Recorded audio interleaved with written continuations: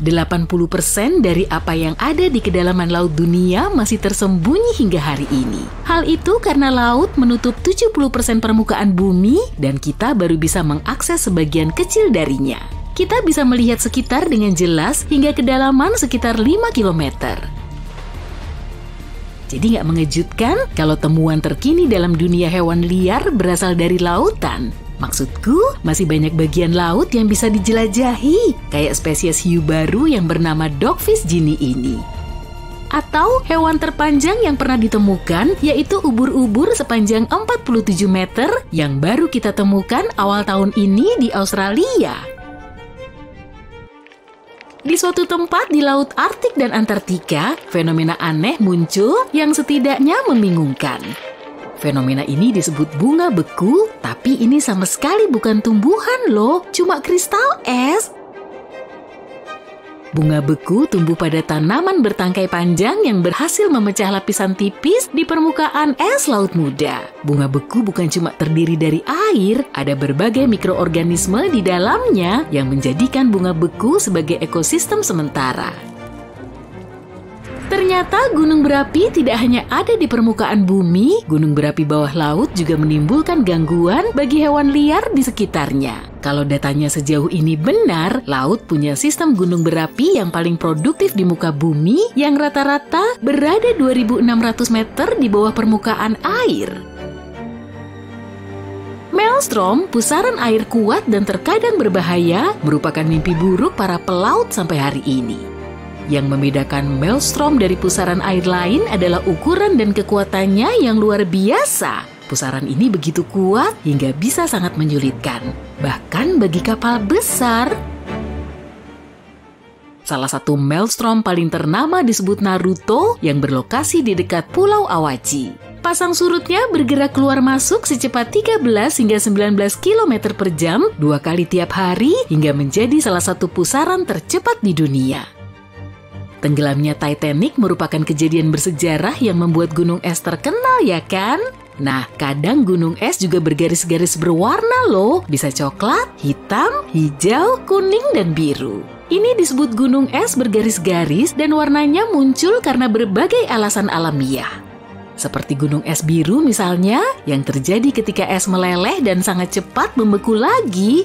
Jika gunung es bergaris-garis hijau, mungkin ada ganggang yang terjebak di dalamnya. Warna lain dengan corak tanah seperti coklat, kuning, atau hitam, penyebabnya berbeda. Misalnya, sedimen yang terangkat oleh air laut sebelum membeku. Pada bulan Maret 2019, ilmuwan menemukan salah satu fenomena paling membingungkan di laut. Dalam eksplorasi salah satu gunung berapi bawah air, mereka melihat sesuatu yang mirip danau kecil terbalik. Letaknya setidaknya 1.980 meter di bawah permukaan laut. Jika menurutmu temuan itu sama sekali nggak masuk akal, karena hal itu nggak nyata, ternyata ini nggak lebih dari ilusi optik yang ditimbulkan cairan di dalam kolam terbalik ini. Panasnya mencapai 160 derajat Celcius dan menghasilkan beberapa zat kimia keras seperti belerang dan sejumlah logam hingga ilusi bisa terjadi. Air terjun terbesar di dunia juga terletak di bawah air, berlokasi di bawah Selat Denmark, yaitu perairan antara Islandia dan Greenland. Kalau tiba-tiba kamu punya insang, menyelam deh ke sana. Coba bernapas dengan nyaman di bawah air, dan kamu akan bisa melihat sejumlah air terjun yang berawal di kedalaman 610 meter di bawah permukaan, yang kemudian terjun ke kedalaman 3050 meter. Pada tahun 2011, pemburu harta karun asal Swedia menemukan objek di dasar Laut Baltik yang digambarkan sebagai aneh dan misterius, bentuknya oval dengan formasi tangga unik. Ketua tim yang menemukan itu mengira pasti objek itu dibangun puluhan ribu tahun lalu, bahkan mungkin sebelum zaman es. Dan mungkin saja ini bagian dari kota bawah air Atlantis. Para ahli yang menganalisis objek itu percaya ini merupakan deposit gletser biasa atau formasi alam lain, tapi mereka belum tahu pasti. Orang-orang memberi nama Laut Hitam bukan tanpa alasan loh. Berlokasi di area tenggara Eropa yang ekstrem, Laut Hitam bahkan memiliki asap laut yang pada dasarnya adalah uap yang keluar dari permukaan laut. Ini terjadi karena kelembapan air laut yang menetralkan angin dingin yang bertiup di atas permukaan air yang membentuk fenomena mirip gas ini. Jika kamu pernah memerhatikan permukaan laut saat matahari terbenam atau terbit, mungkin kamu beruntung kalau kamu melihat kilatan hijau. Kamu harus jeli nih, sebab kilatan itu cuma berlangsung beberapa detik. Ini terjadi karena efek primastik atmosfer bumi.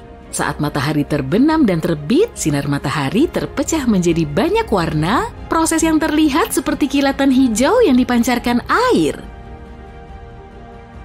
Gelombang pasang merah sering terjadi, dan meskipun nggak perlu panik saat melihatnya, kamu masih harus hati-hati. Istilah teknis untuk fenomena ini adalah ledakan populasi alga. Ini terjadi saat ada pertumbuhan atau perkembangan alga yang cepat di perairan laut. Karena kandungan bahan kimianya, alga bisa menjadi masalah bagi burung, hewan-hewan lain, dan bahkan manusia. Jadi, jangan buru-buru meloncat ke dalam air jika kamu melihatnya ya. Gurita dan cumi-cumi punya ciri khusus yang membuat mereka berbeda dari makhluk laut lain. Keduanya memiliki 3 jantung. Pasti detaknya rame ya. Kondisi ini nggak bikin kedua jenis hewan ini jantungan, tapi mereka memang butuh ketiga jantung ini untuk berfungsi dengan baik. Mereka punya jantung utama yang membantu sirkulasi darah di seluruh tubuh dan 2 cabang jantung yang bertugas memompa darah di dekat insang. Dengan 3 jantung dan 8 lengan, kalau gurita memelukmu, mungkin kamu akan merasa hangat.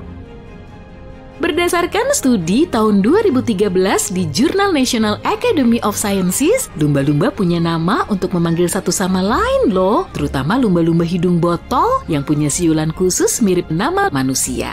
Lumba-lumba tidak hanya membuat siulan ini sebagai identitas di antara lumba-lumba lain, mereka juga bisa mengenal nama lumba-lumba lain sehingga bisa berkomunikasi dengan lebih baik. Di kedalaman Samudra Pasifik, ada paus bernyanyi misterius yang belum dipahami sepenuhnya oleh ilmuwan. Mereka menamakannya paus paling kesepian karena nada suaranya jauh lebih tinggi dibanding paus biru lain yang pernah kita kenal. Tapi belum ada yang pernah melihatnya, jadi para peneliti percaya suara aneh itu mungkin menghalanginya menemukan pasangan. Wah, kasihan. Paus biru punya keunikan tersendiri, panjang jantungnya lebih dari 1,5 meter dan beratnya bisa mencapai 181 kg. Agar lebih jelas, ukuran jantungmu kurang lebih sekepalan tanganmu, jadi memang lebih kecil. Kalau kamu belum merasa terintimidasi oleh makhluk laut, asal kamu tahu aja nih, hiu bisa punya gigi ribuan loh, dan gak cuma 1.000 atau 2.000, lebih tepatnya sampai 30.000 gigi selama hidupnya. Wah, jadi kepikiran, kira-kira berapa ya tagihan dokter giginya? Ilmuwan belum mengidentifikasi makhluk di bumi yang bisa hidup selamanya, tapi hal ini akan segera berubah. Ubur-ubur mungil yang bahkan lebih kecil dari kuku jari kelingkingmu sepertinya merupakan penjelmaan Benjamin Button. Itu loh, cowok di film yang tumbuh terbalik dari tua menjadi muda. Ubur-ubur ini bisa kembali ke tahap perkembangan sebelumnya saat terancam bahaya atau sangat lapar dan gak ada makanan. Sebuah danau misterius tiba-tiba muncul di India 52.000 tahun yang lalu. Gak ada yang tahu pasti asal muasalnya.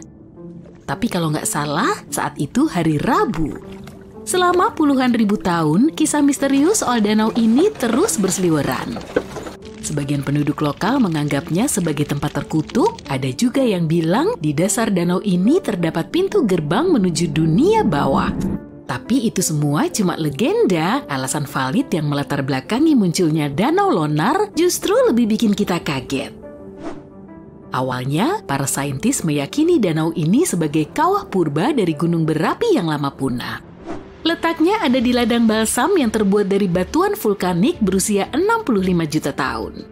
Tapi kemudian, para geolog melakukan analisis mendalam pada tanah dan airnya, hingga akhirnya mereka bisa tahu kalau Danau Lonar berasal dari luar angkasa. Para geolog nemu kaca unik di dalam danau yang cuma terbentuk oleh benturan kuat dan pelepasan energi. 52.000 tahun yang lalu, meteorit besar seberat 2 juta ton telah jatuh di tempat ini. Berarti bobotnya hampir 6 kali lebih berat dari gedung Empire State. Karena daya benturannya sangat kuat, batu vulkanik itu akhirnya meleleh dan berubah menjadi kaca. Dasar danau ini diperkirakan masih mengandung partikel meteorit raksasa yang terbang ke bumi dari luar angkasa nun jauh di sana. Nah, jadi danau ini terbentuk oleh objek luar angkasa lebih dari 50.000 tahun yang lalu. Tapi yang paling aneh justru bukan proses pembentukannya. Pada tahun 2020, penduduk lokal mengamati Danau Lonar ini tiba-tiba berubah jadi pink. Cuma dalam hitungan hari, air asin berubah warna secara misterius.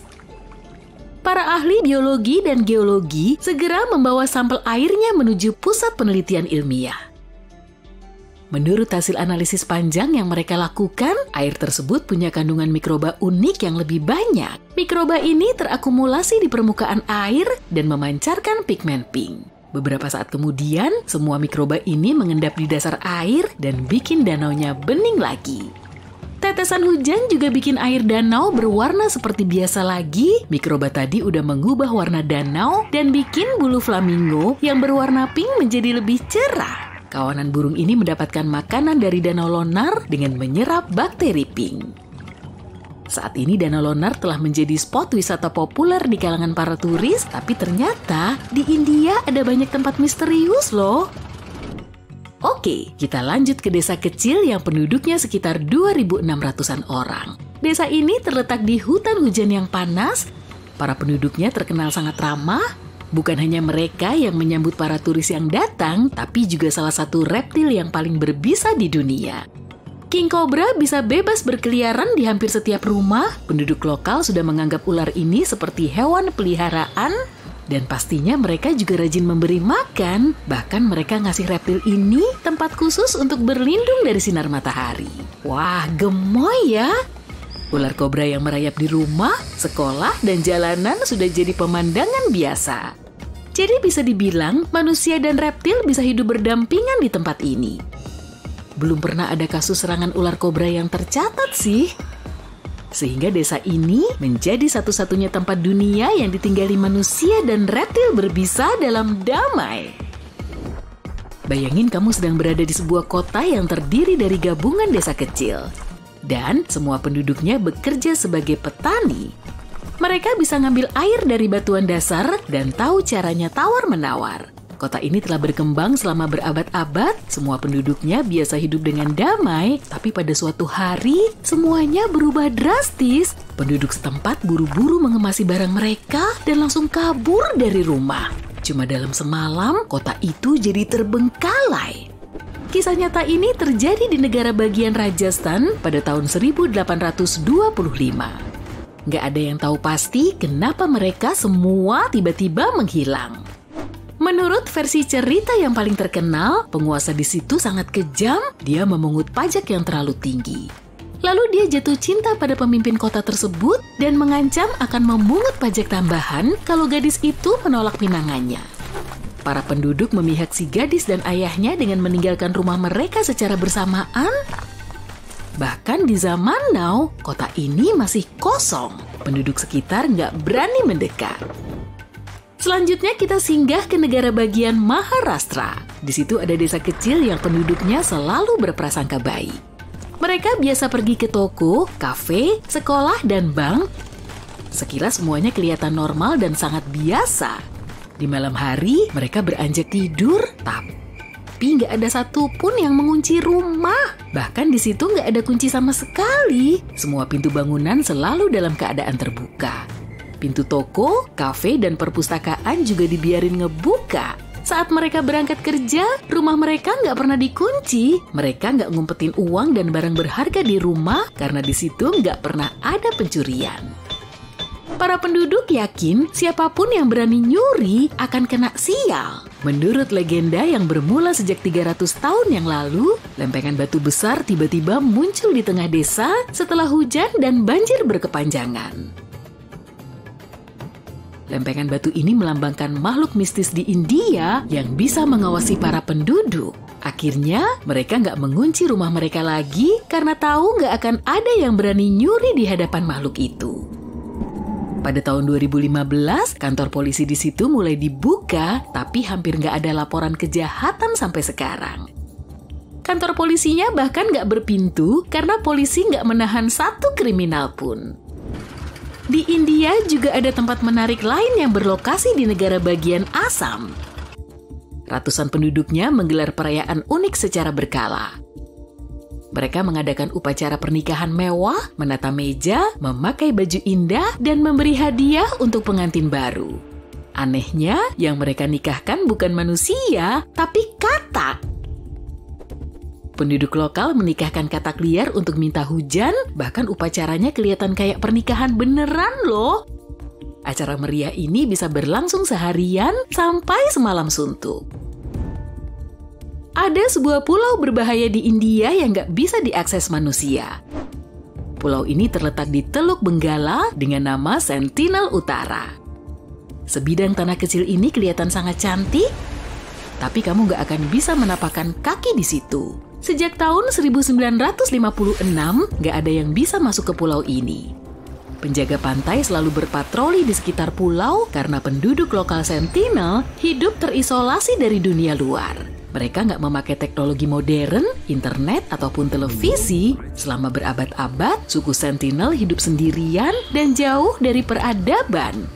Makanya orang-orang India mau mempertahankannya tetap begitu. Siapapun yang berani mendekati pulau ini akan dihadang suku Sentinel dengan rentetan tombak dan panah. Gak terkecuali yang datang dengan kapal maupun helikopter. Ada juga alasan lainnya, orang luar nggak bisa datang ke pulau ini karena sistem kekebalan suku Sentinel. Penjaga pantai ingin melindungi suku tersebut dari kemungkinan penyakit dan infeksi yang dibawa oleh pengunjung. Penduduk lokal nggak kebal terhadap flu dan pilek biasa, bahkan mereka nggak tahu dengan kedua penyakit ini.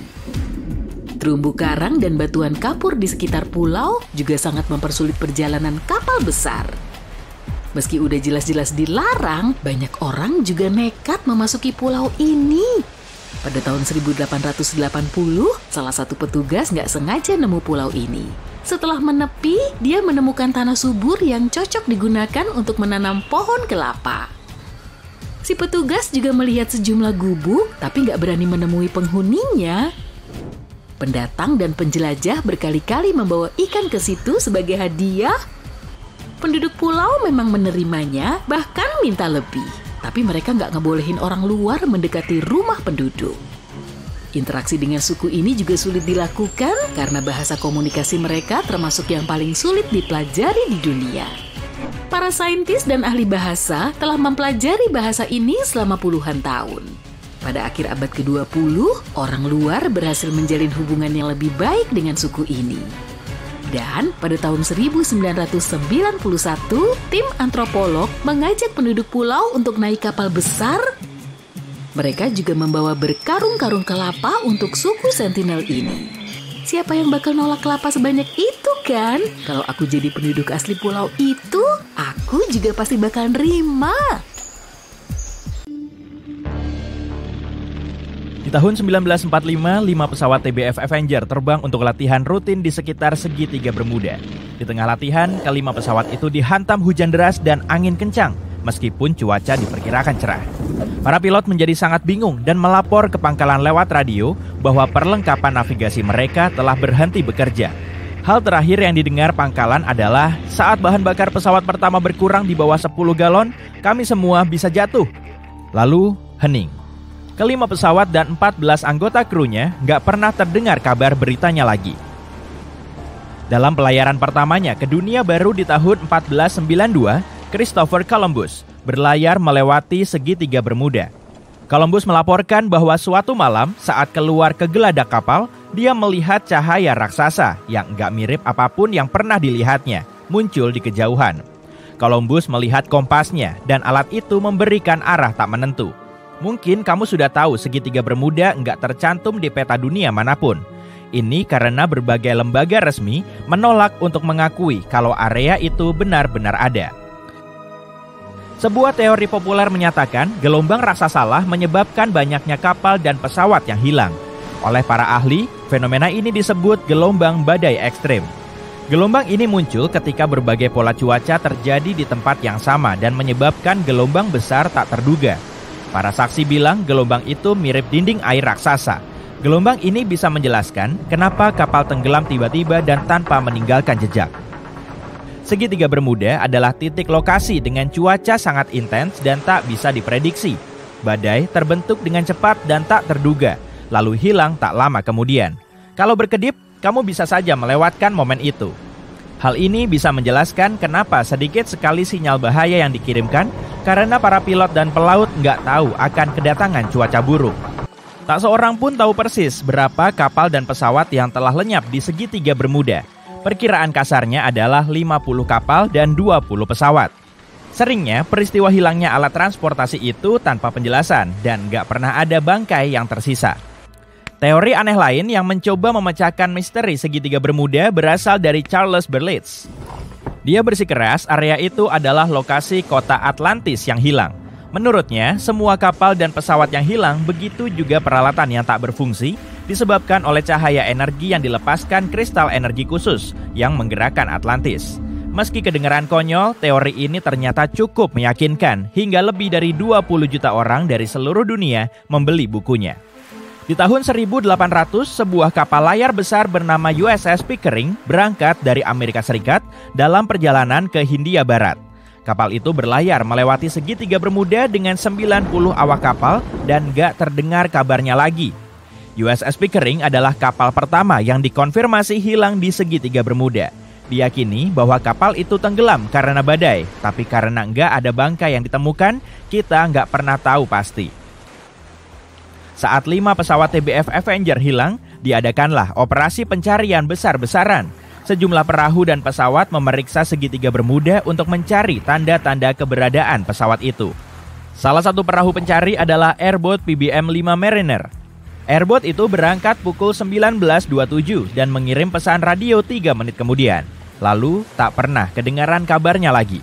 Jejak airboat penyelamat maupun kelima pesawat Avenger itu juga musnah. Penyelidikan besar-besaran dilakukan atas hilangnya pesawat dan airboat ini, tapi tak pernah ditemukan apapun. Area laut ini adalah salah satu rute pelayaran terpadat di dunia. Sebagian orang yang skeptis percaya fakta ini telah menjawab misteri itu. Secara statistik, makin sibuk areanya, makin tinggi pula frekuensi kecelakaan dan hilangnya kapal serta pesawat. Meski masuk akal, bukan frekuensi kehilangan itu yang menjadi penyebab misteri Segitiga Bermuda, melainkan tiadanya penjelasan atau bangkai yang ditemukan.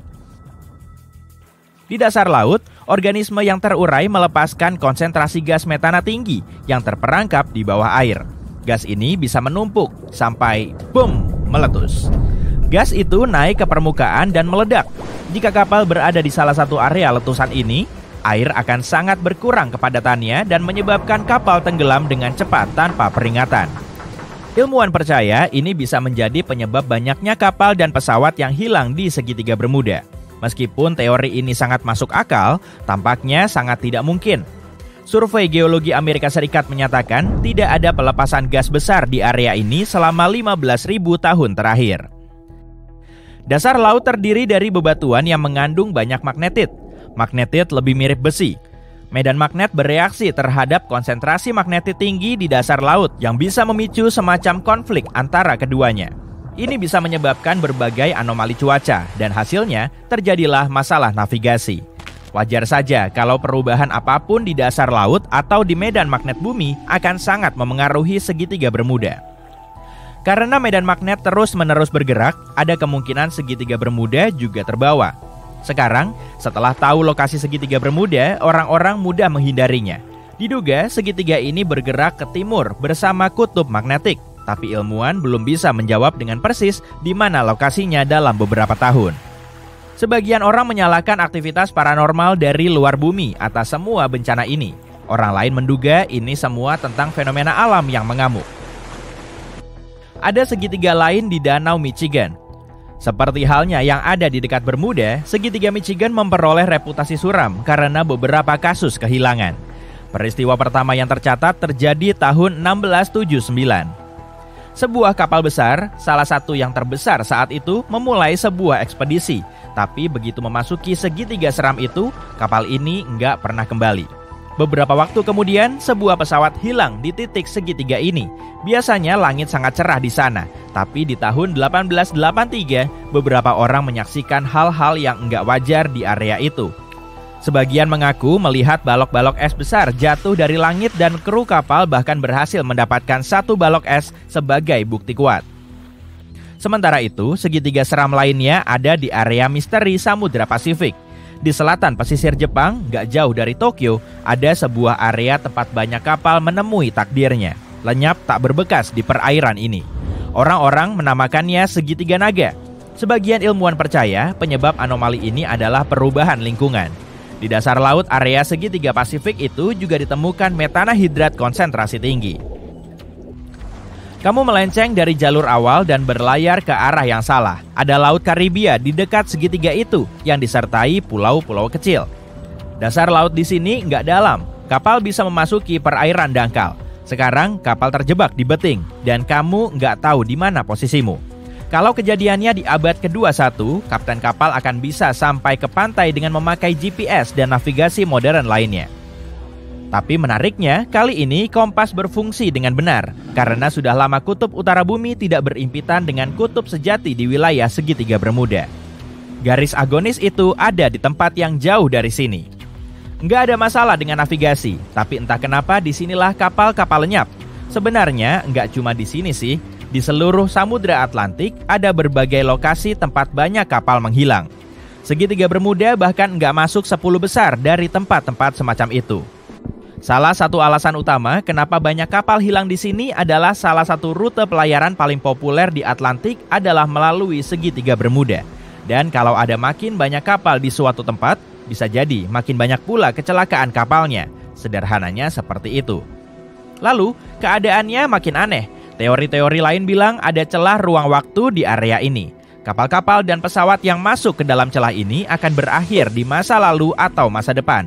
Tapi karena alasan tertentu, nggak ada satu bukti pun yang bisa menjelaskan mitos ini. Nggak ada alasan untuk mendasari bahwa celah itu tersembunyi di suatu tempat di sini. Pangkalan peradaban luar bumi berlokasi di segitiga Bermuda. Para pengunjung dari galaksi lain mencuri kapal-kapal beserta krunya. Jadi tak seorang pun bisa menemukan bangkai kapal. Ini juga sebuah mitos populer yang nggak bisa dibenarkan secara ilmiah. Kraken hidup di suatu tempat di dalam segitiga. Ini adalah cumi-cumi raksasa yang menenggelamkan kapal dan juga merupakan legenda yang saling diceritakan oleh para pelaut. Tapi cumi-cumi raksasa tinggal di kedalaman laut. Hewan ini bisa tumbuh sampai seukuran setengah gerbong kereta. Tapi belum pernah tercatat kasus di mana Kraken menenggelamkan kapal besar. Di area segitiga Bermuda, Kraken belum pernah terlihat. Orang-orang di masa lalu nggak tahu akan keberadaan makhluk ini. Jadi saat melihatnya untuk pertama kalinya, mereka menggambarkannya sebagai monster besar mengerikan. Cumi-cumi raksasa termasuk makhluk yang paling sulit dipahami di bumi, dan ilmuwan harus memakai sonar untuk menemukannya. Hewan ini nggak suka meninggalkan kedalaman laut yang gelap dan kemungkinan akan takut terhadap bunyi kapal. Jadi, fakta ini harusnya mencoret cumi-cumi sebagai tersangka. Kamu datang ke California yang cerah dan mendaki pegunungan Santa Lucia. Di sana, kamu merasa aneh dan gak enak, seolah-olah seseorang sedang mengawasimu. Kamu lihat sekeliling, tapi tak tampak seorang pun. Saat itulah kamu tatap puncak gunung jauh di depan sana, dan jantungmu serasa berhenti berdetak. Di puncak sana, bisa kamu lihat sosok mirip manusia raksasa dengan lengan terentang dan lingkaran pelangi indah yang mengelilinginya. Sosok misterius ini berpakaian serba hitam. Kamu nggak bisa melihat ekspresi wajah atau detailnya, tapi bisa kamu lihat sosok itu bergerak, lalu dia menghilang tepat di depan matamu. Selamat, kamu baru saja menyaksikan Dark Watchers, fenomena yang telah menakuti para pendaki di pegunungan California selama lebih dari 300 tahun. Sekarang pun, para ilmuwan belum bisa memberikan penjelasan yang pasti untuk penampakan misterius ini. Yang kita tahu adalah fenomena ini sepenuhnya alami. Mungkin, sebuah teori mengklaim kalau siluet itu nggak ada sama sekali. Otak manusia membayangkan gambar-gambar yang terbentuk oleh bayangan awan di pegunungan. Selama berabad-abad, orang menceritakan legenda ini, dan pikiran mereka mulai memperlihatkannya, membentuk gambar yang bisa dikenali. Hal yang sama bisa terjadi kepadamu, kayak pas kamu melihat bentuk wajah manusia di roti panggang gosong, atau bentuk anjing di awan yang sedang lewat. Penjelasan ilmiah yang paling bisa diterima adalah yang dikenal dengan fenomena broken spectra. Ini terjadi saat sinar matahari dibelokkan oleh titik-titik kabut atau awan. Itu menjelaskan pelangi yang mengelilingi sosok ini. Adapun bayangannya, itu cuma bayanganmu yang memanjang dan diproyeksikan di gunung di depanmu. Lagi pula, biasanya sosok ini muncul saat matahari berada di belakang saksi. Alami atau enggak, sosok misterius yang menghilang itu sangat membuatmu ketakutan. Nah, kita menuju Antartika. Salju, es, dan sinar matahari yang lebih menyilaukan. Ya, ini juga gurun loh. Sinarnya serasa hampir membutakan mata. Kamu sipitkan mata dan di kejauhan, kamu lihat sesuatu yang berwarna merah, mencolok di antara warna putih tak bertepi di sekitarnya. Ketika lebih dekat, kamu sadar itu adalah air terjun. Air terjun merah menyeramkan mengalir dari gletser. Cipratan air memercik ke semua arah dan menodai salju yang putih. Tenang, air terjun darah ini gak seperti itu. Jutaan tahun lalu, aku belum ada saat itu, sebuah gletser terbentuk di atas kolam dan menghambat akses sinar matahari, panas, dan oksigen. Lalu, kolam itu berhasil menerobos gletser dengan sedikit tetesan air. Saat air asin dengan kadar zat besi yang tinggi semacam itu bertemu dengan oksigen, terbentuklah warna merah karat itu. Ini satu-satunya air terjun semacam ini di dunia. Begitu tiba di Gurun Namib, kamu akan segera melihat sesuatu yang sangat aneh. Banyak lingkaran tanah yang bentuknya hampir bulat sempurna bertebaran di padang rumput kering, di mana tak ada tumbuhan apapun yang tumbuh. Motif polkadot masif ini disebut lingkaran peri. Dan benar, tak seorang pun benar-benar tahu apa penyebabnya. Penyebab yang mungkin adalah rayap yang makan rumput di sekitar koloni bawah tanahnya. Itu juga bisa menjelaskan perbedaan ukuran lingkarannya. Rayap terus makan saat koloni melakukan ekspansi keluar, tapi rayap berhenti makan sebelum melanggar batas koloni tetangga. Emang bertetangga harus gitu. Petak-petak di mana kamu bisa melihat rumput menunjukkan semacam batas yang memisahkan populasi rayap yang berbeda. Begitulah teorinya. Kita menuju Lake Hillier, Australia. Pandanganmu nggak menipumu. Ya, danau itu berwarna pink kayak permen karet. Aman buat berenang. Genangan pink raksasa ini adalah danau garam. Dan ini bukan satu-satunya di dunia.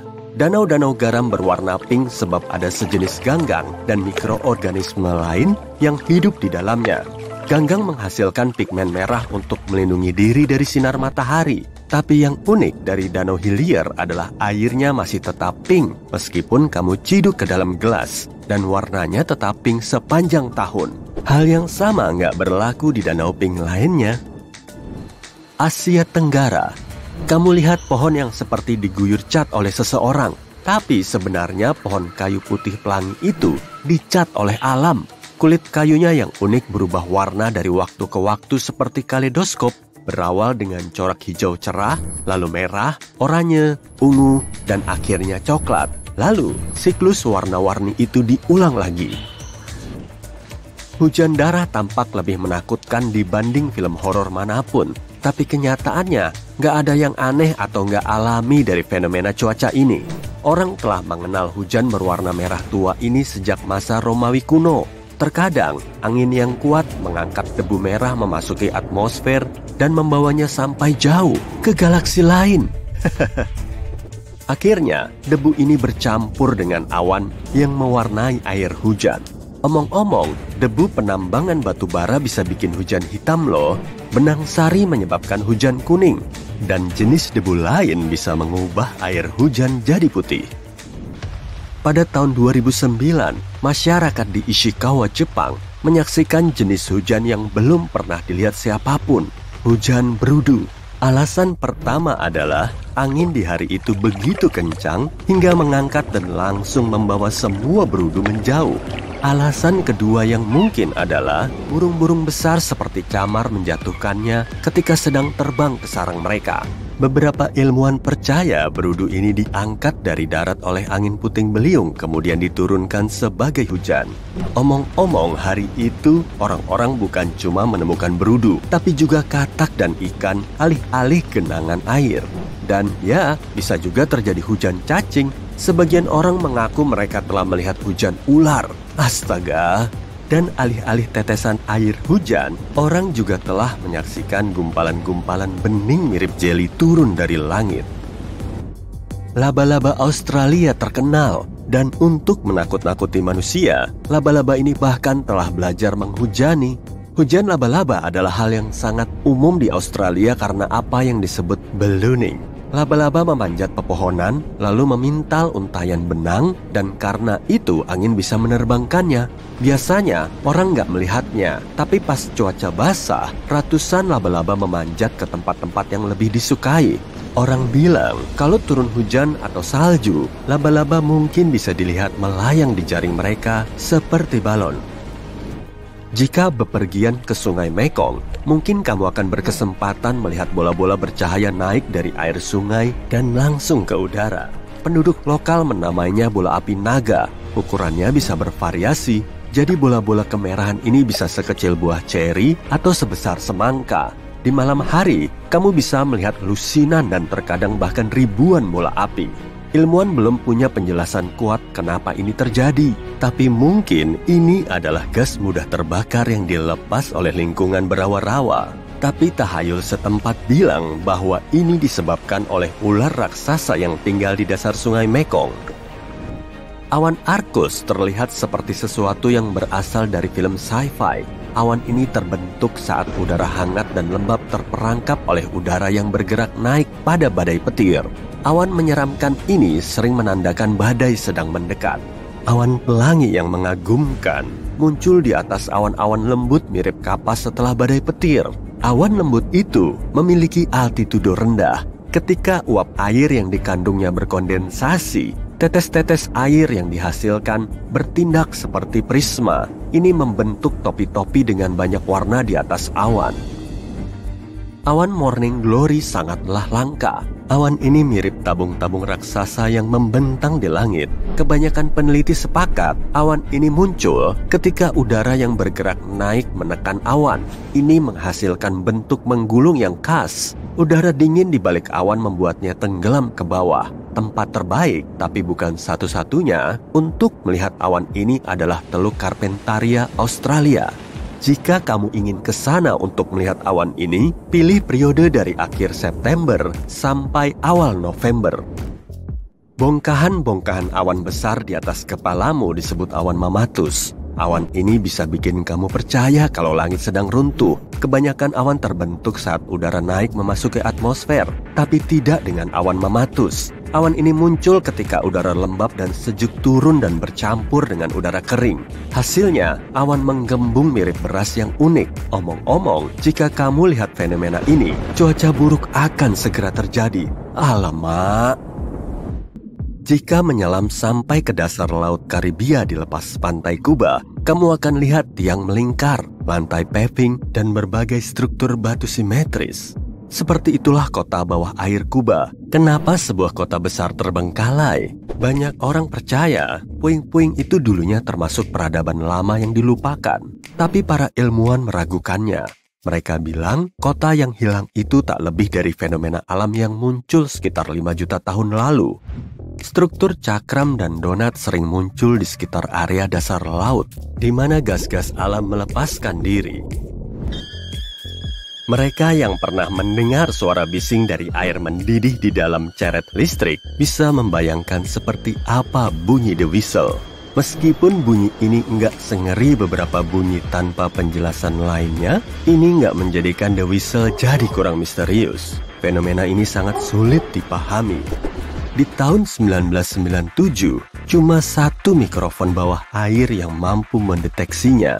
Saat itu para peneliti tidak berhasil menunjukkan sumber bunyi itu. Penyebab yang paling mungkin dari bunyi tidak biasa ini adalah erupsi salah satu gunung api bawah laut. Tapi sekali lagi, tidak ada cukup bukti untuk memastikan. Ah, indahnya. Kamu berjalan dengan temanmu dan melihat ke langit. Matahari terlihat agak berbeda hari ini, seolah ada semacam cincin di sekelilingnya mirip pelangi. Lihat itu, temanmu pun langsung mengeluarkan ponselnya. Kamu nggak boleh menatap langsung ke... Semuanya stop! ucapnya. "Ini halo matahari, cepat cari tempat berlindung. Kita butuh payung terbesar di dunia untuk berlindung." Halo matahari adalah tanda alam bahwa badai salju atau hujan akan segera tiba. Fenomena ini disebabkan oleh awan yang terbuat dari jutaan kristal es kecil. Sinar matahari menembus kristal-kristal itu sehingga cahayanya terbelah dan terbiaskan seperti saat ada pelangi. Ingat, jangan menatap halo matahari secara langsung ya. Meski sulit, karena fenomena ini termasuk langka dan bentuknya benar-benar indah, sinar ultravioletnya bisa membakar jaringan retinamu yang terbuka dan menyebabkan kerusakan serius. Jadi menurutku nggak sepadan. Ambil dulu kacamata hitam kalau kamu ingin melihatnya. Fenomena ini berlangsung sekitar 40 menit. Awan ini adalah awan yang terkadang bisa menyebabkan cincin mengerikan di sekitar bulan pada malam hari. Pada Juni 2020, orang-orang melihat awan Anvil, sebuah pembentukan badai langka di langit. Terbentuk saat arus udara yang kuat membawa uap air ke atas, udara mengembang dan menyebar seraya menyentuh bagian bawah stratosfer. Arus itu mendorong awan tebal menjadi bentuk Anvil keren ini dan terkadang bentuknya mirip jamur. Awan Anvil menghasilkan petir-petir paling berbahaya dari segala badai. Sambaran petir ini terlihat muncul secara ajaib dari langit biru dengan badai yang panjangnya sampai berkilo-kilometer. Jenis sambaran ini berasal dari bagian atas Anvil dan bisa 10 kali lebih kuat daripada sambaran petir biasa. Orang-orang sangat ketakutan setelah melihat awan raksasa hingga mereka mengira sesuatu yang mengerikan pasti telah terjadi. Penduduk setempat menyimpan foto ombak besar di media sosial sebelum pihak berwenang bisa menjelaskan apa yang sedang terjadi.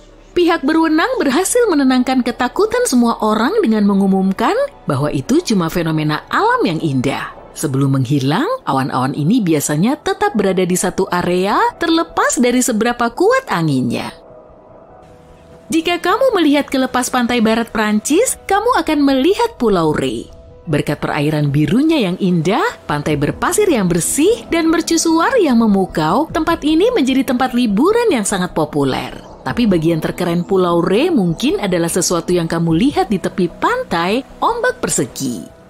Pola ombak yang aneh ini mirip papan catur raksasa di atas lautan. Banyak pengunjung pulau yang terpesona oleh ombak ini pergi ke tempat-tempat tinggi seperti mercusuar di sana untuk memotret fenomena alam ini. Mereka mengatakan saat melihat pola persegi ini di dalam air, seolah ada kisi logam di bawahnya. Dan meski pola ombak ini sangat menarik, orang-orang yang memilih untuk menikmatinya dari kejauhan mengambil keputusan yang tepat. Mereka tahu harus menjauh dari air. Untuk memahami bagaimana ombak persegi ini muncul, kita perlu mengetahui bagaimana ombak bisa terjadi. Umumnya, ombak bisa merambat berkilo-kilometer di atas permukaan air, tergantung angin dan cuaca setempat. Pada hari-hari dengan cuaca yang agak tenang, badai yang terjadi di tempat lain bisa mengirimkan ombak raksasa yang memengaruhi perairan tenang di sekitarnya. Saat ombak merambat ke pantai di tempat yang jauh, ini disebut gelombang besar. Gelombang ini berbeda dengan ombak yang terjadi karena angin lokal. Saat dua gelombang besar berbeda datang dari arah yang berlawanan bertemu, gelombang laut persegi pun terbentuk. Inilah yang menghasilkan ombak persegi yang kamu lihat di dekat Pulau Ré. Meski ombak ini adalah salah satu penyebab orang berduyun-duyun pergi ke pulau ini, perairan yang menenangkan masih bisa kamu lihat hampir sepanjang waktu. Gelombang laut persegi hanya terjadi pada waktu-waktu tertentu dalam setahun, dalam cuaca tertentu. Selain itu, di sekitar Ré, orang-orang sudah paham harus menghindari lautan saat ombak persegi muncul. Jadi kamu jarang mendengar ada orang yang terjebak di dalamnya karena kebanyakan orang sudah tahu harus melakukan apa. Karena banyak orang di pulau itu adalah turis, ada banyak rambu yang memperingatkan mereka untuk keluar dari air saat itu terjadi. Namun tidak semua orang membaca peringatan ini. Ada beberapa kasus di mana orang terjebak di laut, tapi untungnya mereka berhasil keluar dengan selamat. Ombak persegi ini makin terkenal dari waktu ke waktu, mengingat tidak ada tempat lain di dunia yang menawarkan gelombang laut persegi seperti ini. Bahkan tidak ada yang pernah melihat ombak persegi dimanapun kecuali Pulau Ré. Namun, ada gelombang besar yang bisa ditemukan di seluruh lautan di dunia dan gelombang laut persegi bisa terjadi. Tapi jika sudut pertemuannya lebih dangkal, ombaknya mungkin terlihat seperti datang dari arah yang sama, meski sebenarnya tidak. Belum lagi, gelombang besar bisa perlahan kehilangan momentumnya saat merambat makin jauh. Jadi, puncaknya atau bagian atas gelombang tampak lebih bulat dan tidak terlalu tajam. Pola angin dan cuaca khas Pulau Re bisa secara harfiah disebut badai sempurna yang menciptakan gelombang laut persegi yang bisa dikenali dengan jelas oleh orang-orang.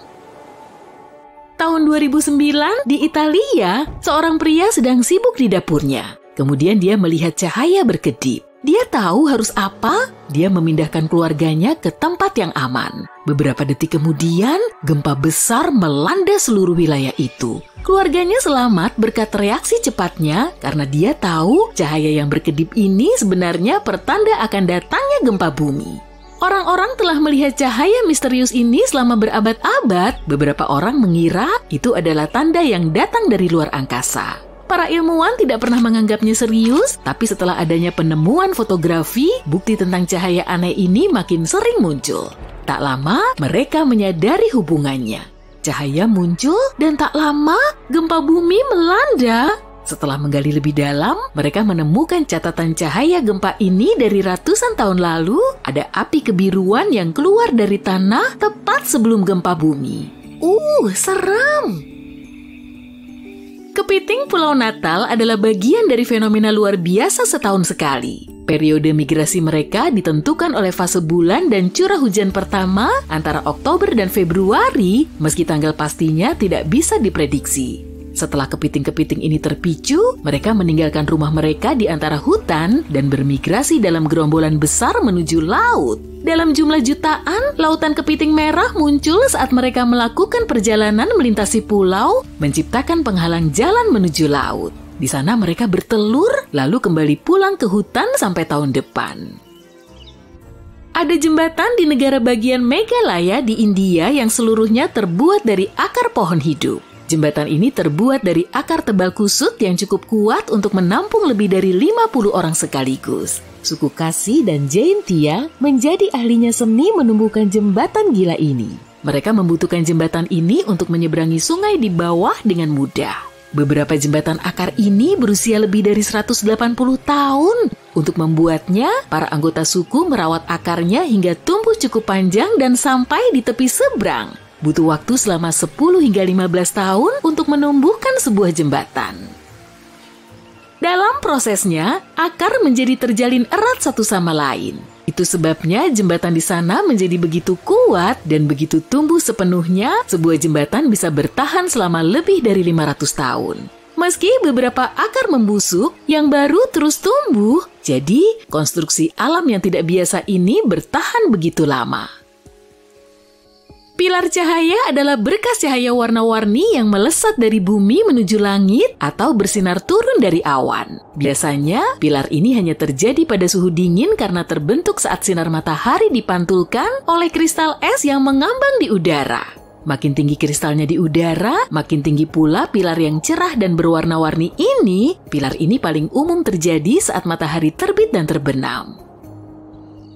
Ada gua-gua tersembunyi di seluruh dunia yang dipenuhi cahaya. Cahaya ini berasal dari ratusan cacing berpendar yang tinggal dengan nyaman di dalam gua.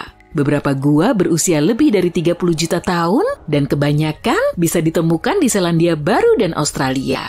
Cacing ini sebenarnya tidak bersinar, namun bayinya yang disebut larva membentuk benang sutra yang terbuat dari lendir. Benang-benang ini membentuk jaring inilah yang bisa menerangi seisi gua. Fungsinya adalah menarik lalat dan serangga lezat lainnya untuk dikunyah oleh cacing berpendar. Pohon pelangi itu ada di Filipina dan Indonesia. Keajaiban warna-warni ini disebut eukaliptus pelangi atau pohon karet pelangi. Warna pelanginya tercipta dari kontras warna kulit kayu lama dan baru. Saat lapisan permukaan kulit kayu yang tipis terkelupas, kulit kayu yang lebih baru terlihat dengan warna yang lebih cerah dan lebih menarik. Kulit kayu yang baru ini berwarna hijau, kemudian berubah menjadi ungu, merah, dan terakhir coklat. Semua ini karena pohon mengandung zat yang disebut klorofil, ini membuat kulit kayu menjadi hijau. Seiring bertambahnya usia tiap potongan kulit kayu, klorofilnya hilang dan perlahan berubah warna. Bayangin kamu bekerja setiap hari di lokasi proyek berskala besar. Kamu dan ribuan pekerja lain terbiasa ngangkutin jutaan balok batu untuk disusun satu persatu dalam sistem kompleks. Di situ nggak ada alat konstruksi modern, pendingin ruangan maupun akses air yang mengalir lancar. Kondisi di luar sangat panas, jadi kalau kamu mau masak telur, kamu tinggal menaruhnya di bawah terik matahari. Piramida yang kamu bangun selama puluhan tahun akhirnya berhasil dirampungkan, dan kamu bisa menikmati kemegahannya sampai puas. Jerih payahmu bersama ribuan pekerja lain telah tertuang dalam wujud konstruksi raksasa. Monumen budaya bernilai global ini nggak akan lekang oleh waktu dan terus bikin kita takjub selama puluhan ribu tahun. Ribuan tahun kemudian, manusia di abad ke-21 akan bilang, "Wah, kok bisa ya bangunan kayak gini dibuat dengan tangan manusia?" Saat mereka ngeliat piramida itu, para pembuatnya pasti nggak akan suka dengan teori kayak gini. Tapi sebetulnya ada sejumlah alasan meyakinkan kalau mereka mendirikan piramida tersebut dengan teknologi super canggih. Piramida agung cuma berbentuk segitiga batu besar kalau dilihat dari luar. Seakan-akan para pembuatnya cuma nyusun banyak balok batu begitu aja. Padahal desainnya kelihatan sangat sempurna. Di dalamnya ada lebih dari 2 juta balok batu yang tersusun rata dan sangat rapat. Bahkan susunannya ini nggak bisa ditembus sehelai kertas tipis. Para saintis masih belum bisa mastiin jenis teknologi yang mereka gunakan dalam membangun piramida Mesir. Salah satu piramida Mesir yang paling besar dan terkenal adalah Piramida Agung Giza, yang ternyata masih menyimpan rahasia besar. Piramida ini diyakini punya batu puncak berupa balok batu segitiga. Bentuknya mirip piramida mini di puncak piramida yang disebut dengan Piramidion. Para tukang batu di zaman Mesir kuno membuat konstruksi ini dari granit dan batu kapur, lalu melapisinya dengan emas. Tapi nggak ada catatan maupun gambar kuno yang ngebuktiin kalau piramida Agung Giza pernah punya Piramidion. Meski begitu, ada segitiga serupa di puncak piramida merah. Piramida ini dibangun sebelum piramida agung dan batu puncaknya masih ada sampai sekarang. Para arkeolog juga telah menemukan dan merekonstruksi batu ini. Tapi di mana keberadaan batu puncak piramida agung, kalaupun memang pernah ada, ini masih jadi misteri yang belum tersingkap. Ada yang meyakini batu ini telah dicuri dari puncaknya. Mungkin si pelaku cuma manjat ke piramida lalu menjatuhkan piramidionnya.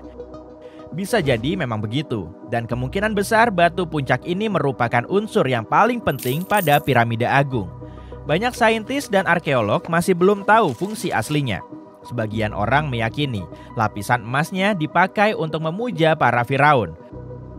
Batu puncak bisa memantulkan cahaya bulan dan menerangi lingkungan sekitar di malam hari. Permukaannya yang berkilau juga bisa memantulkan cahaya mentari di siang hari. Makanya kita bisa melihatnya dari jauh. Puncak piramida berfungsi seperti bintang penunjuk arah bagi para pengelana yang tersesat. Balok lain di piramida cuma terbuat dari batu kapur yang digosok sampai mengkilap dan bisa memantulkan cahaya. Kita juga bisa melihatnya dari ruang angkasa seperti sorot lampu kecil. Tampilan piramida telah berubah oleh tiupan angin, badai pasir, dan hujan yang menerjang selama ribuan tahun. Padahal kalau dirawat dengan baik, piramida ini akan kelihatan seperti objek di film-film sci-fi atau piramida Las Vegas. Tapi tampilannya ini udah nggak bisa dibalikin lagi seperti semula.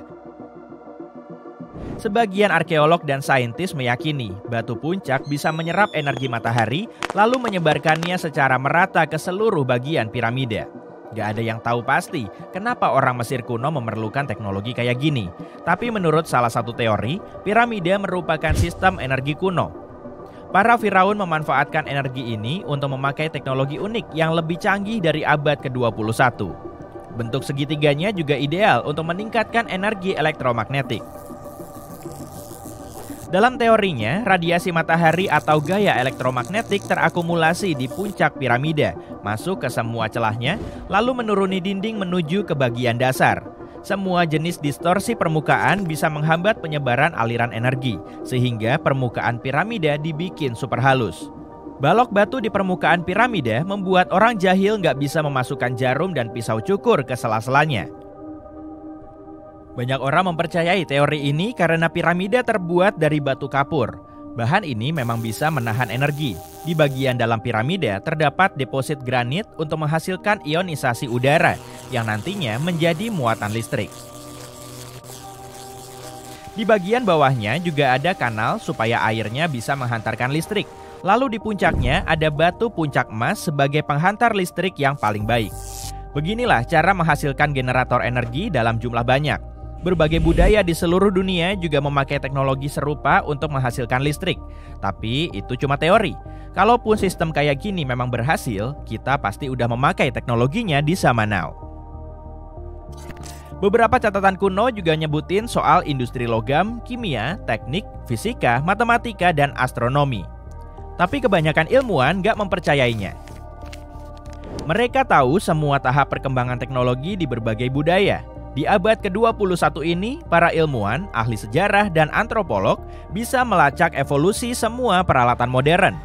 Penemuan teknologi di zaman dulu mampu mengubah perjalanan sejarah dunia di zaman sekarang. Semua capaian di zaman dulu bisa aja lenyap dari muka bumi karena ada bencana global. Dan ini bisa terjadi pada kita. Bisa-bisa manusia di masa depan akan nemu laptop saat mereka menggali tanah. Mungkin juga mereka nggak akan paham dengan teknologi kayak gini. Bangsa Mesir juga punya keajaiban lain berupa patung Sphinx. Mereka memahatnya dari batu kapur besar sekitar 4.500 tahun yang lalu. Tapi ilmuwan masih belum bisa mastiin waktu spesifiknya dan pembuatnya. Sphinx dibuat dalam berbagai warna agar kelihatan gonjreng dan mencolok dari kejauhan. Struktur ini juga mengkilap seperti piramida agung. Tapi nggak cuma tampilannya yang berubah seiring waktu, namanya juga sempat diganti.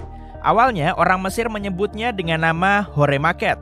Lalu bangsa Yunani menggantinya dengan nama Sphinx beberapa abad setelah patung ini dibangun.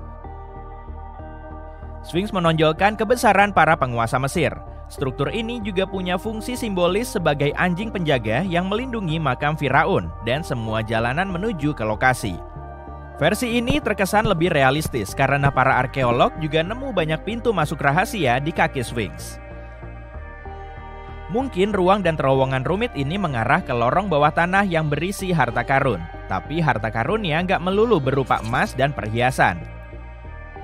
Menurut legenda dan teori, Sphinx bertugas untuk menjaga Hall of Records atau gudang ilmu pengetahuan manusia. Informasi soal kota Atlantis kuno bisa aja termuat di situ. Kamu juga bisa nemu detail peta bagian dalam penjara bawah tanah Sphinx di internet loh. Peta ini nunjukin berbagai struktur di bawah Sphinx pada kedalaman setara dengan tinggi bangunan 12 lantai. Kalau dilihat-lihat, mirip kayak kota kecil bergelimang emas, gulungan kertas berisi ilmu pengetahuan dan artefak kuno. Tapi sebaiknya nggak usah percaya sama peta kayak gini ya. Setelah ribuan tahun pun informasinya masih sangat minim. Arkeolog tahu patung Sphinx masih diliputi banyak misteri dan keanehan. Sebagian penduduk lokal nggak berani melakukan penelitian karena mereka yakin itu bisa mendatangkan hal buruk. Makanya, kebanyakan saintis yang meneliti justru berasal dari negara lain. Pada tahun 1998, para saintis nemu terowongan aneh menuju ke berbagai ruang kosong di bawah Sphinx. Mereka tahu sejumlah orang pernah nyoba melewati terowongan ini dan kemungkinan merekalah yang udah ngambil semua harta karun di situ. Menurut salah satu legenda, di bawah Sphinx ada artefak kuat. Teknologinya bisa mengubah seluruh dunia, tapi penduduk setempat ngumpetin artefak ini untuk nyelamatin dunia. Sebagian orang percaya ada bukti teknologi asing di dinding granit makam Firaun. Tapi kemungkinan besar lukisan dan simbol tersebut nyeritain soal legenda Mesir kuno. Lalu apa jadinya ya? Kalau simbol dan gambar itu ternyata adalah petunjuk penggunaan teknologi kuno itu, mungkin penduduk lokal yang hidup saat itu akan bilang, manusia di masa depan gak akan bisa dapat energi sendiri. Kita perlu ninggalin petunjuk untuk mereka. Masih ada banyak teori dan teka-teki yang belum terungkap. Tapi pencarian jawabannya sangat berisiko karena lorong itu terletak jauh di bawah tanah. Struktur Sphinx bisa rusak karena proses penggalian. Kita juga bisa tersesat dan gak bisa balik lagi kalau berada di dalam terowongan itu. Belum lagi, biayanya sangat mahal. Pasti mantep tuh kalau ada alat yang bisa men-scan area bawah tanah dan nunjukin modelnya. Gunung Ijen di Jawa Timur ternyata nggak nyemburin lava biasa loh. Nggak kayak kebanyakan gunung berapi yang ngeluarin asap hitam dan lava membara. Gunung unik ini justru nyemburin api dan lava biru elektrik. Fenomena ini bisa terjadi karena kadar belerang di Gunung Ijen termasuk paling tinggi di dunia. Jadi, saat gas belerang bereaksi dengan udara panas dan menyala oleh lava cair, warnanya berubah jadi biru. Pemandangan cantik ini cuma bisa disaksikan di malam hari, tapi baunya masih bisa tercium di siang hari. Danau paling besar di dunia juga ada di kawahnya loh. Laut Mati punya kadar garam dan mineral paling tinggi dibanding laut biasa. Padahal sebetulnya perairan ini termasuk danau. Meski airnya nggak bisa dipakai untuk berenang, para pengunjung datang ke Laut Mati agar tubuh mereka mendapat senyawa alami. Dengan mengapung di permukaan air, mereka juga bisa rileks. Perairan kuno ini dijuluki Laut Mati karena nggak ada mikroorganisme yang hidup di situ. Airnya bahkan 9,6 kali lebih asin dari lautan, sehingga cuma sedikit bakteri dan jamur yang bisa ditemukan. Tempat ini juga menjadi perairan di darat paling rendah di seluruh dunia. Ketinggiannya cuma 427 meter di bawah permukaan laut. Gua kristal bawah tanah ini berlokasi di Meksiko dan tampilannya mirip banget kayak di luar angkasa. Kedalamannya kurang lebih 305 meter di bawah permukaan tanah. Berat tiap bongkah kristalnya bisa sampai 11 meter dan bobotnya 55 ton. Pantai Luskentayar menyuguhkan hamparan gumuk pasir dan air birunya yang cantik. Tapi jangan terkecoh dulu, pantai di Skotlandia ini cuma kelihatan seindah ini pada bulan Mei dan Juni. Di bulan Desember, mataharinya cuma bersinar selama sejam setiap hari, sehingga pantainya berubah jadi monokrom. Georgia Guidestones adalah rangkaian batu raksasa bermotif bintang. Di permukaan batunya terukir tulisan dalam 8 bahasa, termasuk bahasa Hindi, Cina, dan Swahili. Ada juga kalender astronomi yang selesai dibuat pada tahun 1980. Struktur ini dibuat agar bisa tahan selama berabad-abad, tapi nggak ada yang tahu pasti siapa pembuatnya dan apa alasannya. Di California yang terik, terdapat Taman Nasional Sequoia yang menaungi hutan raksasa. Hutan ini sudah ada sejak ribuan tahun yang lalu, dan lebih dari 8.000 pohon raksasa tumbuh di sini, termasuk 10 tumbuhan hidup paling besar di dunia. Pohon Sequoia General Sherman diperkirakan telah berumur 2.700 tahun dan diakui sebagai pohon hidup paling besar yang dikenal berdasarkan volumenya.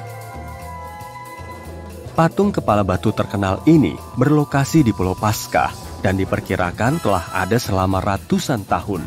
Tapi nggak ada yang tahu pasti asal-muasalnya sih. Menurut sebagian ahli, penduduk lokal meyakini patung ini bisa bikin tanah mereka lebih subur. Bahkan, menurut hasil analisis tanahnya, semua patung ini ditempatkan di area pertanian paling subur di Pulau Paskah. Mata air panas Pamukkale di Turki punya komposisi bahan kimia yang bikin airnya meluap secara misterius. Selain untuk ngebersihin badan, ternyata air di tempat ini bisa untuk ngejernihin pikiran. Jauh di Arab Saudi, ada bongkahan batu yang terbelah sempurna jadi dua. Inilah yang bikin Al-Nasla sangat unik karena prosesnya terjadi secara alami selama bertahun-tahun. Gletser di tengah Antartika ini kelihatan kayak kena tumpahan cat sampai berember-ember kan? Padahal warnanya dihasilkan secara alami loh. Air terjun darah terbentuk dari campuran air super asin dan oksida besi yang memunculkan suasana serem. Awal Mei tahun 2018 lalu, New England dilanda salah satu bencana paling nyeremin dan membahayakan, yaitu tornado super panjang. Fenomena alam ini dimulai dari Charleston, New Hampshire, kemudian bergerak ke kota Webster di Merrimack County. Cuma dalam waktu 33 menit, tornado ini mampu bergerak sejauh hampir 58 km.